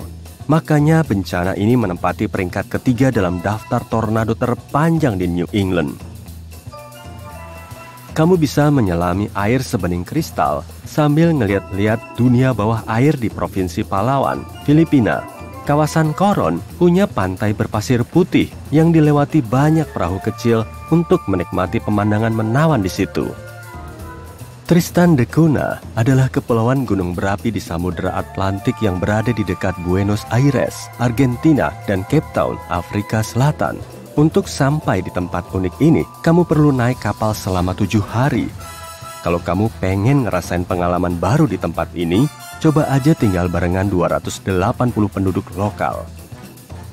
Pada awal Januari 2018 lalu, suhu di timur laut Amerika Serikat turun drastis hingga mendinginkan Samudra Atlantik di Falmouth Utara, Massachusetts. Seluruh permukaannya menjadi beku dan bisa dilalui dengan jalan kaki. Jarang-jarang ada ginian kan? Pasir merah di pantai ini menjadi daya tarik tersendiri bagi para wisatawan untuk datang ke Tianjin, Tiongkok. Di air asinnya ternyata ada tumbuhan Suaeda salsa yang berwarna merah. Seluruh pantainya juga berwarna merah dan lapisan atas lautnya aja yang terlihat. Objek yang bisa melawan gaya gravitasi di dunia ini adalah batu Davasco di Argentina. Batu jumbo seberat 300 ton ini terletak mepet di tebing curam dan saat tertiup angin, batu ini akan berayun. Malah ada yang udah menguji batu ini dengan naruh botol kaca di bawah salah satu tepinya dan ternyata botol itu pecah saat terjadi ayunan. Tapi fenomena alam ini sudah nggak kelihatan kayak dulu lagi. Pada tahun 1912, batu besar ini tiba-tiba jatuh dari tempat bersantuinya selama ratusan tahun. Masyarakat terdekat di kota Tandil sangat menyayangkan kejadian ini. Hingga 95 tahun kemudian, tepatnya pada tahun 2007, mereka memugar lagi batu ini. Mereka bikin replika plastiknya, lalu menaruhnya di lokasi dan posisi yang sama. Jadi kalau kamu datang ke Tandil, batu berayun yang terkenal ini masih bisa dilihat, tapi cuma sebagai simbol ya, karena replikanya nggak bisa berayun lagi dan beratnya cuma 9 ton. Meski begitu, bentuknya gampang banget dikenali kok. Pulau unik Socotra terletak di lepas pantai Yaman di Samudra Hindia. Di pulau ini terdapat pohon super unik sepanjang masa bernama pohon naga. Dan pastinya nggak ada pohon kayak gini di tempat lain. Pada tahun 2008, Socotra dimasukkan sebagai situs warisan dunia. Kalau kamu ngelihat kolom udara yang nyemburin api kayak gini, jangan langsung panik ya. Itu bukan tanda-tanda kiamat kok. Suara angin yang dibarengi dengan kobaran api menandakan kalau kamu sedang berada di dekat tornado api, atau pusaran api, atau badai api. Fenomena membahayakan ini sering muncul saat terjadi kebakaran hutan, lalu memanaskan udara di atasnya sampai jauh. Saat udara super panas bercampur dengan udara dingin, angin puyuh akan muncul, lalu mengacak-acak serpihan bara dan api. Tornado paling kencang bisa menjulang sampai puluhan meter. Rumah misteri di Gold Hill, Oregon, telah memikat para turis dengan efek melawan gravitasinya. Di tempat ini, kamu nggak akan bisa berdiri tegak karena tubuhmu terus meleot. Bola bisa menggelinding ke atas, dan sapu bisa tetap berdiri tanpa dipegangin. Suku asli Amerika menyebut tempat ini sebagai tanah terlarang, jauh sebelum rumah ini didirikan. Bahkan mereka nggak mau dekat-dekat ke situ. Pemilik gubuk kemudian mengubahnya menjadi tempat yang punya daya tarik, dan ternyata mereka berhasil. Mereka bikin suasana di sekitar tempat ini jadi nyeremin, lalu nyebarin beritanya di berbagai surat kabar, internet, dan akhirnya terciptalah anomali mantul. Padahal sebetulnya itu hanyalah ilusi optik buatan manusia yang mengecoh penglihatan dan indera lain kita. Di Filipina, Indonesia, dan Papua Nugini terdapat pohon cantik dengan warna ngejrengnya. Batang pohon pelangi ini kelihatan seperti dicat dengan warna jingga, hijau, merah, ungu, kuning, coklat, biru, dan masih banyak lagi. Sebagian batangnya bahkan kelihatan cerah banget dan kamu bisa aja mengiranya cuma buatan. Pohon pelangi ini terus-terusan ngelupasin kulit kayunya, lalu ngeliatin warna hijau cerah di lapisan bawah. Beberapa saat kemudian, lapisan hijau ini akan berubah warna.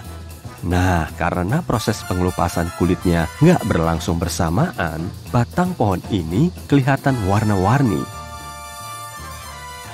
Yaman menaungi gedung pencakar langit sekaligus metropolis tertua di dunia, kota kuno Shibam. Dijuluki sebagai Manhattan di gurun pasir, karena di dasar gurunnya terdapat sejumlah bangunan dari lumpur. Dulunya, tempat ini dijadikan sebagai persinggahan bagi kafilah. Ada tempat-tempat di bumi yang tidak bisa dilewati pesawat terbang. Ini adalah zona wilayah udara terbatas yang tidak dapat dilewati karena alasan keamanan atau kerahasiaan. Ada 5 jenis zona lindung: area budaya, politik, sejarah, dan signifikansi lingkungan. Dan area yang dilindungi untuk memastikan keamanan pengunjung. Mari kita lihat yang paling terkenal dari mereka. Pertama, Washington DC dan Gedung Putih. Ini adalah zona yang sangat terlindungi. Tidak ada yang bisa terbang di atasnya jika tingginya kurang dari 5.500 meter di atas permukaan laut. Ada bandara yang dekat dengan Gedung Putih dan pembatasan menyebabkan banyak masalah bagi pilot dan penumpang. Pilot harus bermanuver dengan sangat hati-hati agar mereka tidak memasuki zona terlarang karena konsekuensinya cukup berat. Penumpang biasanya merasa tidak nyaman di awal penerbangan mereka. Semua ini karena manuver yang harus dilakukan pilot menghindar agar tidak memasuki zona aman. Suatu kali pada tahun 2005, seorang pilot secara tidak sengaja berbelok ke zona ini. Dan hanya karena itu, seisi gedung Capitol Hill dievakuasi. Mereka tidak mau mengambil risiko jika ada seseorang atau sesuatu memasuki wilayah udara yang dilindungi. Secara otomatis dianggap berbahaya. Selanjutnya adalah Camp David yang dibangun pada tahun 1938 di pedesaan Maryland. Awalnya, camp itu disebut High Catoctin. Namun pada tahun 1953, Presiden Amerika Serikat ke-34, Dwight D. Eisenhower, menamainya Camp David untuk mengenang ayah dan cucunya. Camp David adalah kediaman Presiden Amerika Serikat. Tempat ini juga digunakan untuk menjadi tuan rumah perwakilan negara-negara asing. Karena ada begitu banyak orang penting yang tinggal di tempat ini, ada zona larangan terbang 5 km di sekitarnya dan zona larangan terbang 8 km di atas permukaan laut di atasnya. Tempat berikutnya juga penting bagi salah satu mantan presiden Amerika. Kompleks keluarga Bush adalah kediaman musim panas keluarga George Bush di Maine. Keluarga Bush masih sering mengunjunginya. Jadi kamu tidak bisa terbang di atas tempat ini jika ketinggiannya lebih rendah dari 300 meter di atas permukaan laut. Zona larangan terbang lainnya adalah Kennedy Space Center di Mare Island, Florida. Tidak ada yang bisa melakukan perjalanan di atasnya jika mereka terbang kurang dari 1.500 meter di atas permukaan laut. Tempat ini sangat terlindungi karena aktivitas NASA di dalam dan sekitar pulau tersebut. Tempat berikutnya terletak di sini, di Minnesota Utara di perbatasan dengan Kanada. Ini adalah zona hutan belantara yang disebut The Boundary Waters Canoe Area Wilderness. Ini adalah area rekreasi nasional dan area hutan belantara yang paling banyak dikunjungi di Amerika Serikat. Banyak orang hiking, memancing, dan berkano di sana. Perlindungan suaka alam yang indah ini dimulai pada tahun 1902. Pada tahun 1949, wilayah udara di seluruh kawasan ini dalam jarak 1.200 meter di atas permukaan laut juga dilindungi. Perahu bermotor dan mobil salju juga dilarang di sana.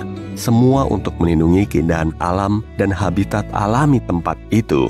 Tempat lain adalah, kamu pasti tidak akan pernah menebaknya, Disneyland dan Disney World. Benar, wilayah udara Disneyland memiliki tingkat perlindungan setara dengan Gedung Putih dan Kennedy Space Center. Pelarangan terbang di atas taman hiburan ini tanpa keringanan apapun. Dan pembatasannya setinggi 900 meter di atas permukaan laut. Undang-undang ini diperkenalkan pada tahun 2003 untuk memastikan keamanan taman dan pengunjungnya. Zaman sekarang, kamu tidak akan pernah melihat pesawat atau bahkan satu drone pun terbang di atas tempat itu, kecuali mereka memiliki izin khusus.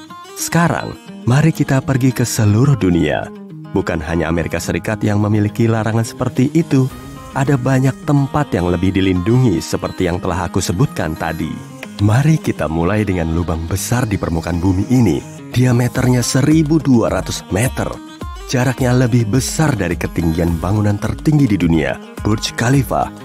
Bahkan 1,5 kali Burj Khalifa. Kedalamannya juga melebihi 525 meter, yang berarti lubang itu bisa muat bangunan 140 lantai. Lubang raksasa ini adalah tambang berlian yang terletak di Mirny, sebuah kota di Siberia. Suhu musim dingin rata-rata di sini adalah minus 35 derajat Celcius. Kamu tidak bisa menerbangkan helikopter di atas tambang karena berbahaya. Saking besarnya, tambang ini mengacaukan aliran udara. Udara di dalam tambang jauh lebih hangat daripada di luar. Ketika kedua aliran udara ini bercampur, itu menciptakan pusaran. Jika helikopter lewat, pusaran mungkin akan menarik benda itu masuk ke lubang. Kemudian helikopter akan kehilangan ketinggian dan jatuh. Tempat lainnya adalah Istana Buckingham, City of Westminster, Inggris. Terbang di atas gedung ini dilarang untuk melindungi keluarga kerajaan. Tidak hanya ratu yang tinggal di istana, tapi juga merupakan markas administratif Inggris Raya. Banyak sekali pertemuan dengan perwakilan asing di sana. Pesawat tidak bisa terbang di atas Kastel Windsor juga, karena disitulah keluarga kerajaan tinggal. Peru melarang pesawat terbang di atas situs bersejarah terkenal, Machu Picchu, pada tahun 2006. Larangan itu bertujuan melindungi situs bersejarah tersebut juga satwa liarnya. Selanjutnya adalah Taj Mahal, India. Makam ini selesai dibangun pada tahun 1653, terletak di Agra di bagian utara India. Makam ini menjadi salah satu tempat yang paling tersohor di dunia dan dilindungi oleh UNESCO sebagai situs warisan dunia. Ini bukan hal yang aneh. Taj Mahal yang dikunjungi oleh lebih dari 6 juta orang setiap tahunnya sangat dilindungi. Daerah ini telah menjadi zona larangan terbang sejak 2006. Undang-undang ini diberlakukan untuk melindungi bangunan dan para pengunjung. Meskipun tidak ada larangan resmi, pesawat lebih memilih untuk menghindari daerah tertentu di planet kita. Salah satunya adalah Himalaya. Pegunungan Himalaya tingginya lebih dari 8.000 meter. Dengan Gunung Everest, titik tertinggi di bumi, mencapai 8.850 meter. Sebagian besar pesawat terbang sekitar ketinggian 9.145 meter yang terlalu dekat dengan puncak gunung. Untuk menjaga jarak minimum, pesawat harus terbang lebih tinggi, yang tidak mungkin. Selain itu, angin bertiup terlalu kuat di atas pegunungan, dan hal ini membuat pesawat sulit bermanuver. Pesawat membutuhkan rute dengan kemungkinan pendaratan darurat dan dengan layanan radar terbaik kalau ada yang tidak beres selama penerbangan.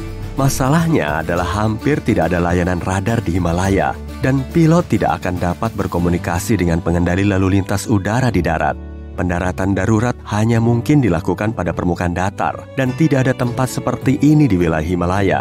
Risikonya terlalu tinggi dengan gunung yang bertebaran di mana-mana.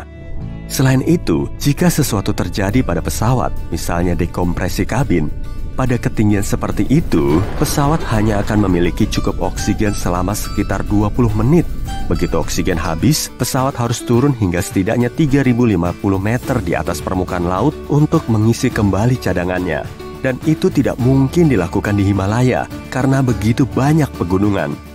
Rute berat lain adalah melewati kutub. Untuk melewati rute yang satu itu, pesawat butuh persetujuan khusus. Masalahnya adalah kutub dapat mengacaukan sistem navigasi pesawat. Kompas di sana jadi liar dan sama sekali tidak berguna. Kutub utara bumi memiliki medan magnet yang sangat kuat dan terus berubah. Jika medan magnet bergerak, utara yang sebenarnya mulai melenceng dari apa yang dilihat pilot di perangkat mereka. Pilot akan kesulitan menemukan landasan pacu yang benar. Landasan pacunya diberi nama sesuai dengan seberapa jauh posisinya dari kutub utara yang sebenarnya. Jika medan magnet bergerak dan pilot harus menyesuaikan navigasi, mereka tidak dapat memastikan apakah mereka akan mendarat di landasan pacu yang benar. Jadi, hanya beberapa pesawat yang benar-benar terbang ke sana dan harus melalui persiapan khusus, mendapatkan perangkat navigasi tertentu dan persetujuan untuk bepergian ke sana. Tapi tetap tidak ada yang terbang langsung di atas kutub utara. Meskipun pesawat terbang di atas lautan dan perairan yang lebih kecil, jika ada rute alternatif yang melewati darat, pesawat akan selalu memilihnya. Menariknya, terbang di atas air biasanya lebih mulus daripada terbang di atas tanah, terutama di ketinggian yang lebih rendah. Itu karena ada sedikit turbulensi di sana. Penyebab utama turbulensi adalah udara panas yang naik dari tanah. Saat kamu terbang di atas air, masalah ini tidak ada, penerbangan pun lebih nyaman. Tapi terbang di atas tanah lebih aman. Kalau aku sih lebih suka sedikit guncangan daripada tidak punya kesempatan untuk mendarat jika terjadi keadaan darurat. Pesawat yang melakukan penerbangan lintas samudra biasanya memiliki 4 mesin.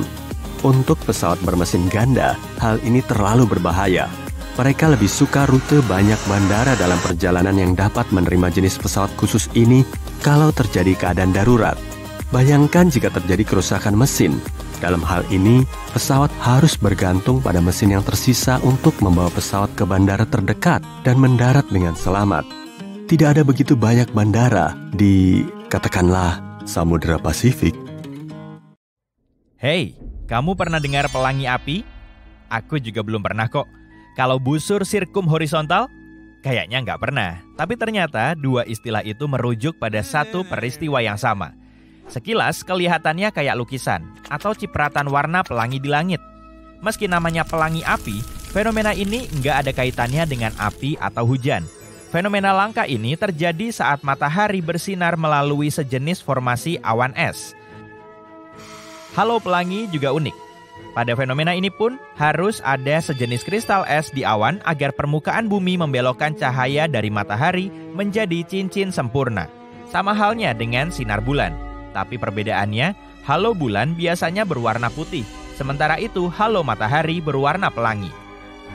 Saat mengunjungi wilayah dataran tinggi, kamu mungkin beruntung kalau bisa melihat penitentes. Penitentes adalah kumpulan es yang berbentuk bilah runcing. Fenomena ini terjadi di lingkungan yang dingin dan tinggi banget dengan udara kering.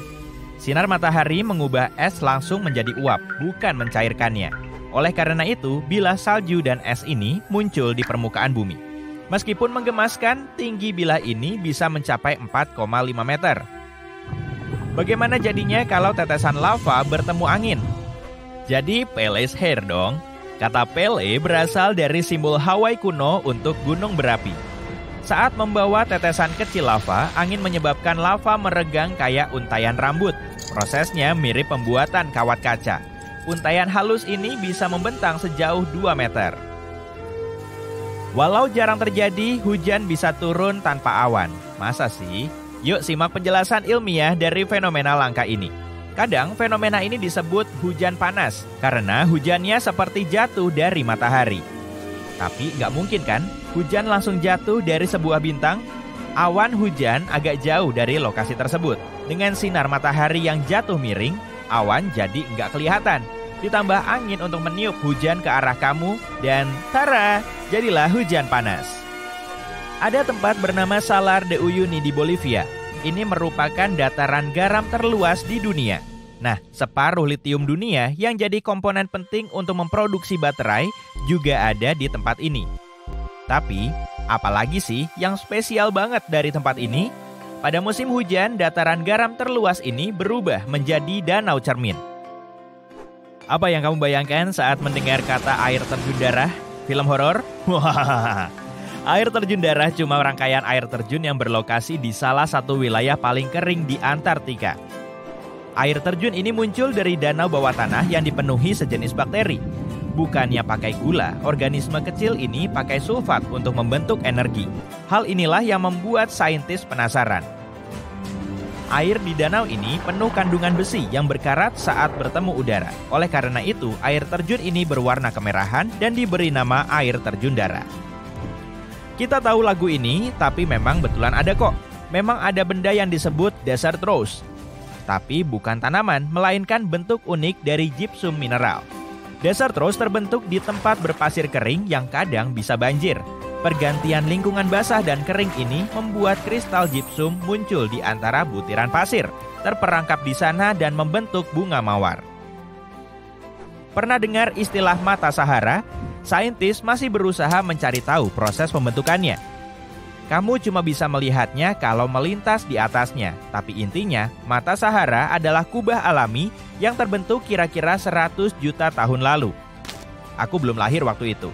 Mata Sahara punya struktur melingkar dengan diameter sekitar 40 km. Lapisan terbesarnya atau lapisan tengah kira-kira berdiameter 30 km. Astronaut adalah salah satu orang pertama yang melihatnya dan mata Sahara diteliti sejak itu. Bahkan sampai sekarang, saat mendarat di Florida, mereka tahu mereka sudah hampir sampai saat melihat mata Sahara. Salah satu pohon berwarna paling indah di dunia ada di Filipina dan Indonesia. Namanya Eucalyptus pelangi atau pohon pelangi. Nama ini diambil karena kulitnya berubah warna dan mengelupas seiring usia pohon itu. Batang hijau terang adalah pohon termuda karena mengandung zat klorofil yang biasanya ada pada daun. Lalu warnanya berubah menjadi ungu, kemudian merah. Akhirnya berubah menjadi coklat saat tumbuh dan kehilangan klorofil. Kamu pasti mengira ini satu hutan. Salah, ini cuma satu pohon. Ini juga bukan ilusi optik ya. Di bawah tanah ini ada jaringan akar kompleks yang menghubungkan sekitar 47.000 bentuk seperti pohon yang kamu lihat di atas tanah. Ini adalah pohon quaking aspen. Sebagian pohon ini merupakan salah satu organisme tertua dan terbesar di dunia. Nah, ini tujuan wisata yang bagus, atau mungkin enggak. Menurut data terbaru yang dirilis NASA, tempat yang paling sering tersambar petir di dunia adalah Danau Maracaibo di Venezuela. Dalam setahun, ada 300 kali badai petir di lokasi ini. Tapi apa sih uniknya tempat ini sampai sering banget terjadi badai di sini? Karena di tempat ini udara gunung yang dingin bertemu dengan angin lembab yang hangat dan menghasilkan aliran listrik di atas danau. Eternal Flame Falls atau air terjun api abadi berlokasi di upstate New York dekat perbatasan Kanada. Di wilayah ini ada air terjun kecil yang punya rahasia besar, percikan setinggi 20 cm. Ternyata ada kebocoran gas yang memicu api di balik air terjun ini. Air terjun ini menutupinya agar apinya tetap menyala hampir setiap saat. Pendaki memang suka menyalakannya lagi kalau melihat apinya padam. Fenomena ini sebenarnya cukup umum, tapi Eternal Flame Falls lebih populer karena umurnya yang lebih muda. Dan jujur aja, bagus banget kalau difoto. Aku pernah dengar pasir kuning, pasir putih, dan bahkan pasir hitam. Tapi baru sekarang aku tahu pantai hijau. Papakolea atau dikenal dengan pantai pasir hijau berlokasi di Hawaii dan merupakan salah satu dari sedikit pantai di dunia yang punya pasir hijau. Warna unik itu berasal dari batu olivin yang terbentuk saat gunung berapi di dekat pantai meletus. Kalau di Hawaii sih, semua gunung berapi memang dekat. Beralih dulu dari pasir hijau karena ada pantai lain yang bahkan bisa menyala dalam gelap dan fenomena itu alami. Apa penyebabnya? Si kecil fitoplankton atau kadang disebut juga mikroalga. Intinya ini adalah tumbuhan kecil yang mengandung klorofil dan butuh sinar matahari untuk hidup dan tumbuh. Kebanyakan fitoplankton bisa mengapung di bagian atas samudra yang masih bisa ditembus sinar matahari. Saat terganggu dengan gerakan ombak dan arus, fitoplankton akan memancarkan cahaya yang mirip kilau pada malam hari. Mikroorganisme spesial ini banyak ditemukan di pantai di seluruh dunia seperti Maladewa, Puerto Rico, dan Everglades. Di dasar gunung yang berada di pinggiran Afton, Wyoming, terdapat sungai kecil bernama Intermittent Spring. Hanya ada 3 sungai kayak gini di seluruh dunia. Tapi apa sih yang bikin sungai ini misterius banget? Mungkin karena sungai ini mengalir dan berhenti setiap beberapa menit. Saintis belum bisa memastikan penyebabnya, tapi mereka berspekulasi bahwa itu cuma efek isapan yang terjadi di dalam tanah, sehingga menyebabkan sungai sering banget berhenti dan mengalir lagi. Kalau kamu tertarik untuk melihat fenomena ini, coba datang di akhir musim panas karena Intermittent Spring paling aktif pada bulan-bulan itu. Kayak lelucon ya, kamu hanya bisa menyaksikan spring di musim panas alias summer. Oke, sekian dulu ya. Wah, sampai juga di Kiev, kota yang udah lama banget masuk wishlistmu. Saatnya ngeluarin kamera canggihmu dan langsung cekrek-cekrek motret katedral, museum penerbangan, sungai Dnipro. Tapi kok tiba-tiba ada bunyi keras di belakangmu? Saat membalikkan badan, kamu melihat objek yang menjulang di kejauhan. Kelihatan seperti ada dentuman dahsyat. Oh, buruan kabur! Pada Juni 2020 lalu, penduduk Kiev menyaksikan formasi badai langka di langit, awan Anvil. Awan ini terbentuk saat arus udara kuat menaikkan uap air. Udara semakin mengembang lalu menyebar saat menyentuh dasar stratosfer. Awan tebal ini kemudian membentuk anvil dingin yang menggantung di langit. Kadang malah bentuknya menyerupai jamur. Anvil menghasilkan bolt out of blue, yaitu petir yang paling berbahaya di antara semua badai. Sambaran petir ini muncul di langit biru secara tiba-tiba, sedangkan badainya mengamuk di kejauhan hingga jarak berkilo-kilometer. Petir yang berasal dari awan anvil atas ini bisa 10 kali lebih kuat dari sambaran petir biasa. Pada jarak sekitar 100 km pun kebanyakan orang akan ciut setelah menyaksikan awan raksasa ini. Mereka khawatir kalau hal yang tidak diinginkan telah terjadi. Sebagian penduduk setempat berhasil memposting foto awan jumbo ini di medsos sebelum pemerintah bisa menjelaskannya. Pihak berwenang berhasil menenangkan mereka dengan meyakinkan kalau awan itu cuma fenomena alam biasa yang terlihat cantik. Sebelum menghilang, biasanya awan ini akan tetap berada di satu tempat dan pastinya nggak mempan tertiup oleh angin kencang. Asik, akhirnya bisa ikut tur berkeliling pesisir utara Queensland, Australia. Jauh dari reptil yang bikin bulu kuduk meremang. Jadi pengen rebahan santuy di pantai deh. Oke sip, surga dunia. Wow, apaan tuh? Ada bayangan besar di atas kepalamu dan rupanya juga disusul dengan rentetan bayangan lain. Perubahan cuaca yang mendadak ini masih membingungkanmu. Nah, awan super langka Morning Glory emang kelihatan mirip pipa besar yang berjajar di cakrawala. Panjangnya bisa mencapai 1000 km dan bahkan bisa muncul dalam gumpalan besar sekaligus. Fenomena ini disebabkan oleh naiknya udara yang mendorong awan hingga membentuk gulungan.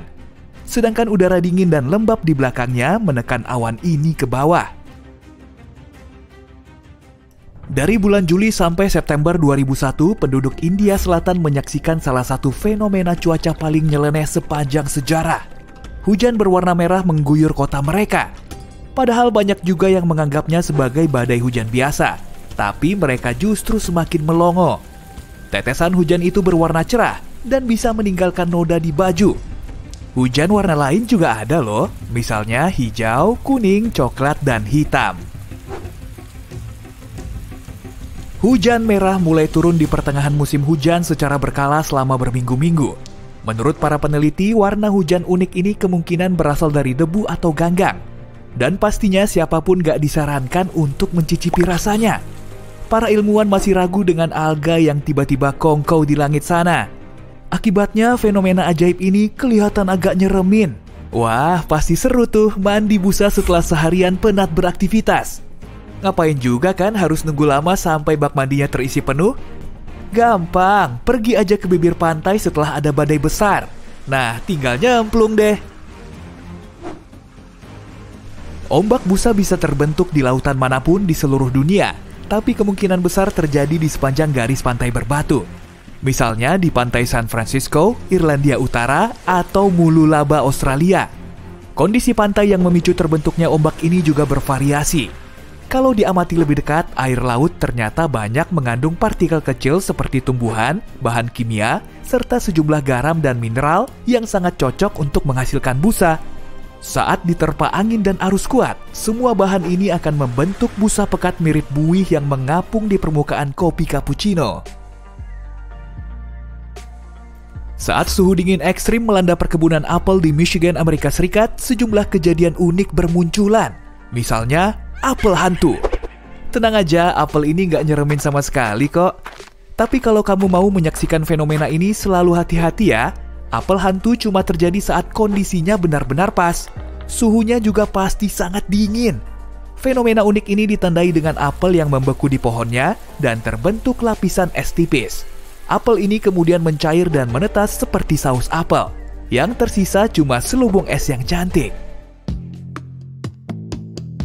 Sungai Catatumbo di Venezuela layak mendapat predikat sebagai tempat yang paling bermuatan listrik di seluruh dunia. Tiap tahunnya badai menyambar hampir selama 300 hari. Badai ini sangat konsisten dan kemunculannya bisa diperkirakan 3 bulan sebelumnya. Selama musim hujan di bulan Oktober, kilatan petir akan menyambar sebanyak 30 kali setiap menit. Tiap sambarannya melepaskan energi yang bisa dipakai untuk menyalakan satu bohlam lampu selama 6 bulan. Artinya dengan energi ini ketersediaan listrik di Venezuela melimpah ruah. Saat matahari terbenam, angin kencang bertiup di ketiga gunung yang ada di dekat Catatumbo, lalu membentuk awan badai di atas air. Saat tetesan air dari udara lembab bertabrakan dengan kristal es dingin, terbentuk muatan listrik statis yang memicu badai petir semalam suntuk. Dan parahnya lagi, sebagian badai juga punya petir di atasnya. Coba deh, ambil foto yang satu ini. Fenomena jellyfish lightning sprite atau cahaya ubur-ubur di langit disebabkan oleh pelepasan energi listrik yang terjadi di atmosfer bumi. Fenomena ini berupa badai listrik kuat tapi tidak menimbulkan hujan. Letaknya ada di ketinggian 50-80 km, tepatnya di lapisan mesosfer. Cahaya lampu di malam hari bisa menghalangi intensitas cahaya ubur-ubur yang memang redup. Bentuknya memang kelihatan kecil, tapi diameternya bisa lebih dari 50 km. Sprite merah ini berwujud plasma dingin yang dilepaskan di atas awan petir serta menjadi penyeimbang antara awan badai dan tanah di bawahnya. Kalau kamu mampir ke toko roti, jangan coba-coba mencari donat yang satu ini ya. Dijamin gak akan ada di menunya. Snow donut adalah salah satu fenomena meteorologi paling langka yang bisa kita saksikan. Fenomena ini terjadi kalau cuacanya sangat pas, dan umumnya muncul di daerah pegunungan yang tertutup salju, seperti Pegunungan Rocky. Angin, suhu, salju, es, dan kelembaban harus saling berperan untuk membentuk cincin yang menawan ini. Terdapat lapisan salju basah dan tipis di permukaan tanah. Di bawahnya ada lapisan es atau salju lembut. Kemudian angin berhembus kuat hingga menggerakkan donat itu menuruni bukit, layaknya bola salju. Setelah berhenti, ukurannya bisa sebesar bola bisbol atau ban mobil, tergantung pada kekuatan angin yang meniupnya.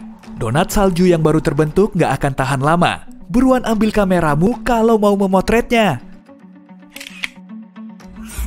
Pemandangan matahari terbenam di Cakrawala, lembayung senja dan semburat pink yang indah itu belum ada apa-apanya kalau dibandingkan dengan 3 matahari sekaligus yang ada di hadapanmu. Wow, memangnya sejak kapan matahari kita punya kembaran? Bintang hantu yang terkadang muncul di samping matahari ini disebut sandok. Dinamai begitu mungkin karena memang hobinya suka mengiringi matahari. Objek ini biasanya muncul sebagai berkas cahaya berwarna dan ketinggiannya juga sama dengan matahari. Seringnya teramati sebagai cincin atau halo.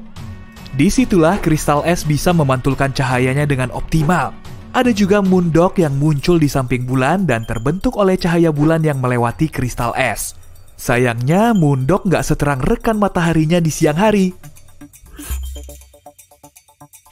Wah, akhirnya dapat juga lokasi paling mantap untuk mengambil foto idaman di alam liar. Air sejernih kristal, pohon pinus, gunung, dan piring terbang. Piring terbang? Wow, alien telah menginvasi kita. Bisa aja kan kamu ngira begitu saat melihat awan berbentuk piring. Duh, namanya susah banget disebutin. Baca di layar aja deh ya. Oke, coba ku bacain. Altocumulus lenticularis. Formasi awan unik ini berada di atas puncak gunung. Saat udara lembab mengalir ke arahnya, plus kalau perbedaan suhunya pas, akan terbentuk gelombang. Gelombang yang tertiup udara bisa mengakibatkan penguapan, sehingga awannya berubah bentuk menjadi oval. Jadi nggak ada sangkut pautnya sama alien. Langit runtuh, langit runtuh. Orang yang pernah menyaksikan fenomena ini bilang kalau awan seolah jatuh dari langit. Rupa awan Mammatus sangat mirip dengan gumpalan marshmallow raksasa berwarna putih. Jelas aja nggak bisa dimakan. Awan tak biasa ini bisa membentang ke segala penjuru hingga ratusan kilometer. Bisa juga terlihat sebentar di bagian bawah awan anvil atau badai petir lain. Gumpalan aneh ini terbentuk oleh turbulensi di dalam badai sehingga menghasilkan dasar awan yang tidak rata. Fenomena ini juga muncul di seluruh dunia dan bisa terlihat saat udara lembab terserap oleh udara kering. Udara harus lebih dingin dari sekitarnya, dingin oleh es atau dipenuhi air.